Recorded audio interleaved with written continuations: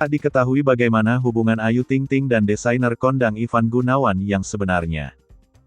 Selama ini publik hanya mengetahui kalau Ayu dan Ivan hanya berteman dan partner dalam urusan kerjaan. Namun, belakangan ini hubungan mereka nampaknya lebih dari sekadar teman.